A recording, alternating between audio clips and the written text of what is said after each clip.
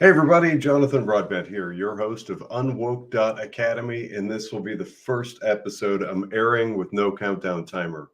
We're finally past 4th of July 2024, which was my date to declare independence and autonomy from weaponized regulators. Again, just a brief recap for anybody new to the show.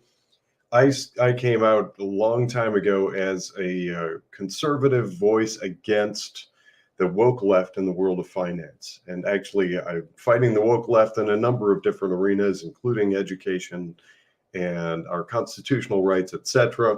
But the left doesn't like that. And so, like lawfare, which is the big tool of the left these days, they sicked their weaponized regulators against me. So after many, many years of building, establishing, going through the Wall Street phase, and then going independent and establishing my own firm many years ago, over a decade ago, it's been a good run, but I can't, the ultimate, long story made short, I can't fight back against Wall Street, woke Wall Street, while also being regulated by Wall Street. That became clear a while ago. So for 28 months, the weaponized regulators were on the offensive and attacking everything they could find or dig up, making stuff up, dredging through books and records. By the way, there's never been a hint of allegation of wrongdoing. There's no suspicion. There was no investigation. It was called an examination for 28 months. And then we fought about stuff. And among those things that I was fighting was their interest in using me to data mine other people, which is a clear tell of where the interests of the woke left in the world of finance are. And that is in data mining people, collecting data on people's financial lives. Well, I'm not having it. So I put my foot down, and it was a big bone of contention. It turned into heated arguments between me and regulators.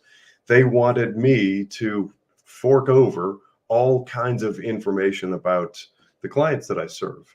And my response, and continues to be, anybody who's interested, while I was regulated, and to whatever extent I and my companies are regulated, they're welcome to look at my books and records and look at me personally, but I'm not going to go out there into the world and gather data on other people and companies and hand that over. To me, that fits in line with what we saw on January 6th in the Washington, D.C. area.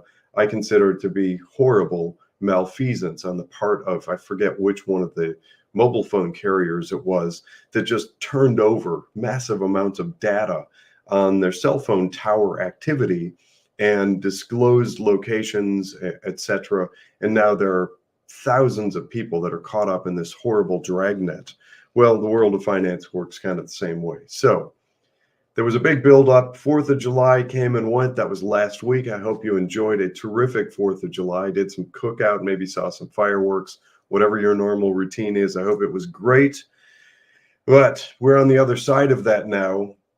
And a few things, a bunch of sort of housekeeping notes in no particular order, but all important. The first is a nice tip of the hat to our friends over at OBBM Network.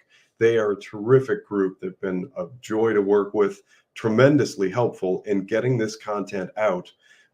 Pardon me. See, I'm all choked up over OBBM and how great they are. They are a terrific partner in getting this out to a lot of different people across the country. If you have Roku, there's an app, OBBM Network app. Download that. You can stream these via the internet or go to the app. However you find them, please do share these and all the other great content on OBBM Network.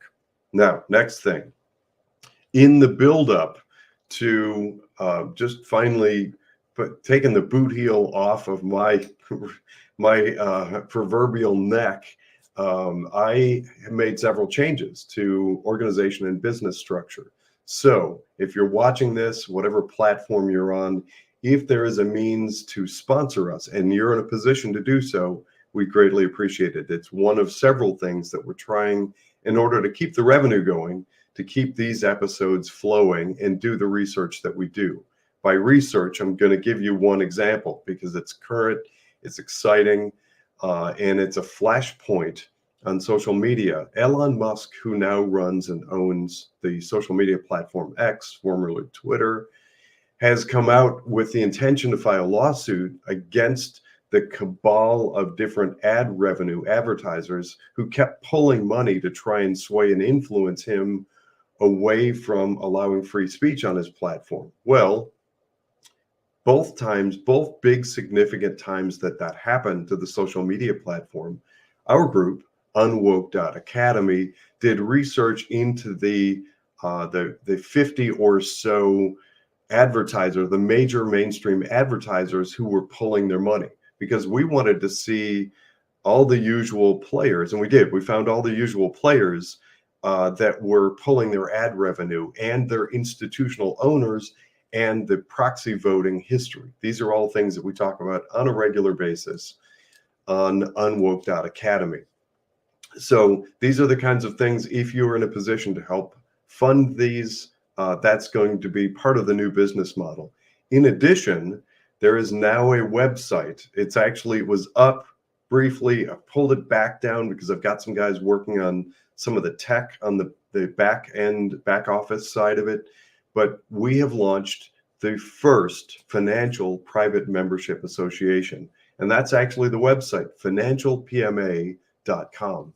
Share that out. I'm going to create a QR. I think I'll post that up. Share that around to people that you know, because what we're doing for now is stripping out all of the conflicts of interest, all the sales incentives, all of the brokerage commissions, all the filthy garbage that comes from Wall Street, and all the push into funding really far left enterprises. I mean, we've uncovered it ad nauseum now on UnWoke.academy, including the interview that we did with Justin Bernier from National Security Index, showing that our deposit, our hard-earned retirement dollars from American workers and pensions and unions, you name it, it's being funneled through offshore managers and into horrible anti-American, counter-American interests, like the expanding military of the Chinese Communist Party.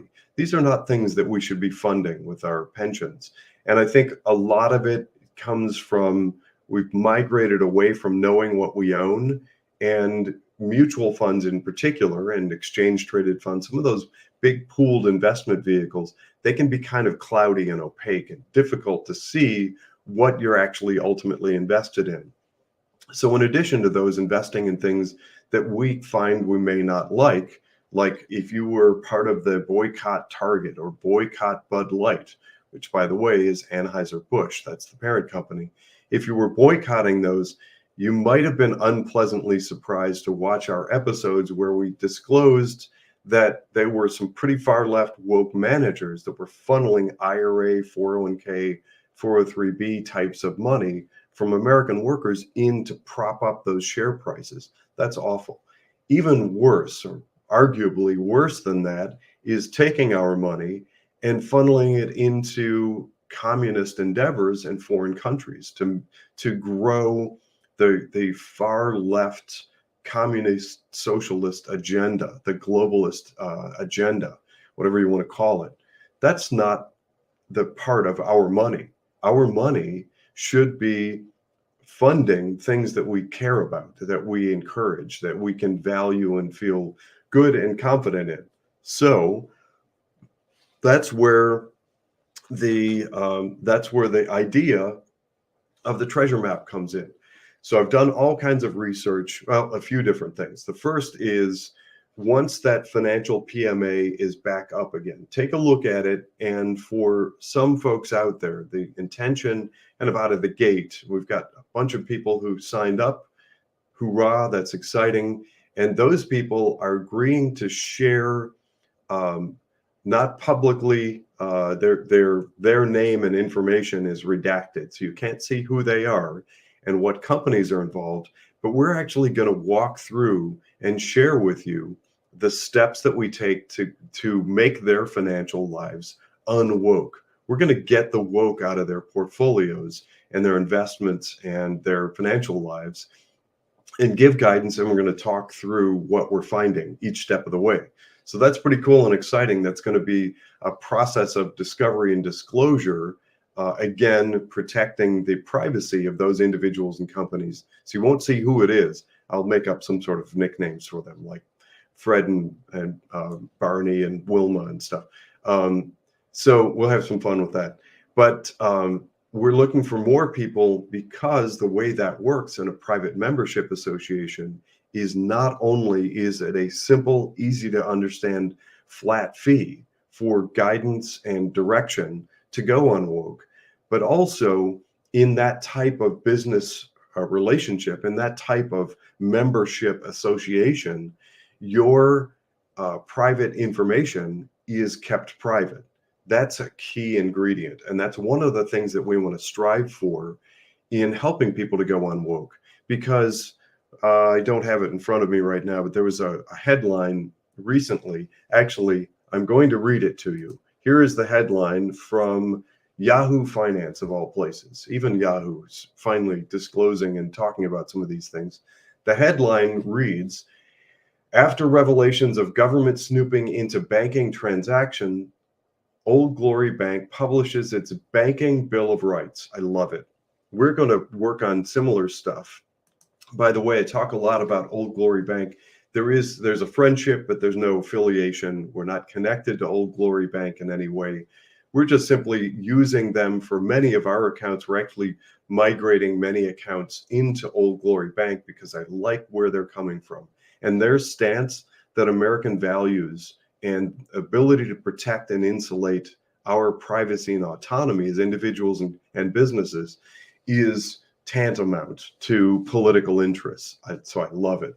But that headline is very telling. And one of the things that we want to accomplish with the Private Membership Association is protecting the interests of the individuals. We want to keep every possible stitch of your financial transactions and financial lives private and confidential. There's so much happening. I could do 10 episodes on all of the work that's being done to create these parallel economies. I'm a part of that. And I put myself out there years ago. I suffered the wrath of the weaponized regulators. They've attacked me like they've attacked lots of other people. But at the end of the day, we've got cool stuff happening. Like there's a push to try and break that. It's not a monopoly. It's kind of a duopoly of Visa and MasterCard controlling credit card transactions and being able to create competition for them, because the fear and suspicion, and I believe this is fairly universally true, is that both of those entities lean pretty significantly left and have close ties to politicians and other entities and organizations that want to pull and extract our financial data and then data mine us and then tie it together with horrible things like our social media accounts and the intended social credit score. That whole nasty mess is to be avoided. It's awful. So there are many among us, including the world of finance, who are fighting back against the woke left globalist agenda. So again, if you haven't listened to my show, if you're new to this program, I liken what we're doing to kind of like the financial equivalent of America's Frontline Doctors. That's another organization that I reference. There's no affiliation. We're not connected in any way, no commonality, but they're an organization that I admire. I actually think that fighting back in healthcare, when some doctors saw what was done under COVID to try and mandate behaviors of the doctors, there are some that left, that balked and said, no, I'm not doing that. And they've established or working to reestablish the do no harm precedent. That needs to happen in more industries.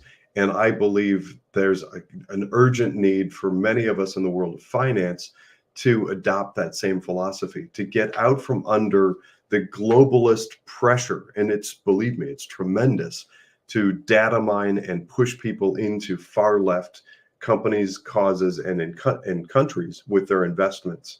That's all wildly inappropriate, and none of it actually helps you. So the whole big thing is to encourage people to get away I'm going to just call it walk away from Wall Street, get out from under that just pressure cooker structure of funneling your money into things that you probably don't like. So here's where the treasure map idea comes in. I have been talking to, oh my gosh, for years. I've been making the phone calls and talking to people that I know across the board in the world of finance. And thankfully, I actually work in an area of finance that I've had exposure to virtually every firm out there. I've interacted with and consulted with, you name it. If you've heard of a financial firm, and many that you haven't, I have some level of exposure. Plus, there are still hundreds out there that I had not yet interacted with. So I've been making phone calls, trying to find the resources for us to go unwoke. The companies out there that have shunned that far left agenda of ESG and CBDC and the racism that's baked into DEI and CRT and stuff. It's all awful. It's designed to manipulate and destroy. So thankfully, we've got a whole bunch of people that are waking up to that and pushing back, including, I want to say, I think it's 14 different states attorneys general. And there are even some unions out there that have seen the writing on the wall. They're smart enough to see that ESG is manipulative nonsense. It's not even defined. It's just a tool with which some of these big globalist money managers can slap a veneer on and then claim to be that thing and capture money. It's a money grab. So the American Airlines Pilots Union and New York City Workers Union, that's what it is, New York City Workers Union, have launched some lawsuits to fight back against ESG. It's all good stuff. So in the world of UnWoke, kind of bringing us back to the intended topic for today, I have been making phone calls to find the places that aren't woke. And along that path, and knowing that I had to shut down and stop being a regulated business, because as I said before, you can't really play within the sandbox defined by Wall Street, but also fight Wall Street and be regulated by Wall Street. It doesn't work. So I have found two wonderful gentlemen who are financial advisors at a company called Inspire Advisors. These two gentlemen, their practice and Inspire Advisors are not in any way affiliated with UnWoke or with me. That's important. They are arm's length. They are not responsible for the things that I say, and they are not connected to or affiliated with UnWoke in any way, shape, or form. They may or may not like what I have to say. I don't know. But I have worked with their leadership team and with these two financial advisors directly. Their names, I'll put their contact information in this in the show notes for this. But it's Matt Benito and Drew Lehman. These guys are conservative, America first, great guys, good financial planners. They're the good guys on the good side of the equation. Now, there's an interview that took place a week or so ago. Go back, rewatch that one. If you haven't watched it, share it around. I'll see if I can grab it and put the link to it in the show notes. But these guys have a Christian background. That does not require you, the investor, to be Christian in any way. But what I've found is it gives them sort of guide stones and it creates transparency about how they're investing. It's not that they're investing in Christian companies. It's that there's a Judeo-Christian value system that's pro-capitalism, free markets, transparency. In fact, actually, some of the stuff they are doing as a company don't actually perfectly align with me and what I'm after. I know that gets a little bit complicated. And some of that guidance comes out in my discussions in the financial PMA. But here's the thing, it's like 99% aligned with pretty much everyone that I ever talked to. All the people who are conservative and they don't have to be Christian. The conservative Jews, conservative agnostic, atheist, it doesn't matter. What you're going to find with these guys is that they're doing a really good job of weeding out the woke. That's how I want to put it, just to sort of create some simple clarity around the mission. The mission has been to find people that you can work with who are personal financial planners who will work with you in a way that doesn't underride and work against your interests and our interests as American citizens. These are the guys. It's Drew Lehman and Matt Benito. So I'll put their contact information. And here's the thing. This is the awesome, beautiful treasure map. This is the coup de grace. So I asked them, as we were discussing my interest and ability, to suggesting that you go and talk to them. And I told them early on, you got to throw something in to sweeten the deal, because I want to try to move people quickly out of the woke. We need to defund the woke. So what can you throw in to sweeten the deal and give me something to tease out there to get people excited about at least calling you? So what they're doing is creating impact reports for all of you for free, no strings attached, no nothing. It's just this beautiful report that comes to you and shows you kind of the woke-a-doodle nature of whatever investments you have, if there are woke things in your investment portfolio. By the way, that's just my terminology. I don't think they call it woke-a-doodle. That's just me. So I have to add a little flavor and color to my commentary here, because I hate the left. But let them run this report for you. It's no strings attached. Some number of you are going to like them, and it's going to click, and you may end up working with them. Hoorah. If you do, their fees, first of all, their fees are in line with market fees as financial advisors. They have not changed their fee structure in any way, shape, or form.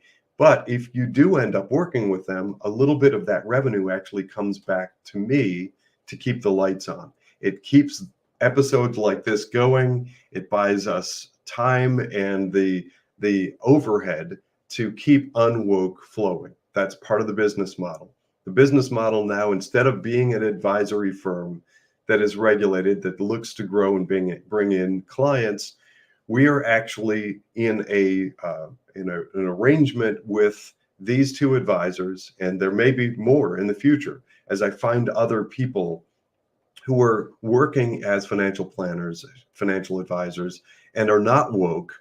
I will add to the list, and eventually we're going to have a big list of people to choose from. For instance, Steve Coburn is an insurance guy. He sells life insurance, and he's great patriot. He's a phenomenal patriot. If you're in the market for life insurance, it's the same thing. Call Steve Coburn. There's a prior episode, and it's the same thing. It's the same sort of fee structure you're going to find anywhere. He specializes in life insurance, and if you do like him and do end up working with him, some of that revenue comes back to keep our lights on, keep the roof over the head, and feed the family on our side. So that's the revenue model that we're looking for, and the way that we're going forward. And that I want you to view that impact report from Drew and Matt as a treasure map. If the treasure map leads to working with Drew and Matt, hoorah, wonderful. If not, take it with you and give it to your financial advisor and start asking questions.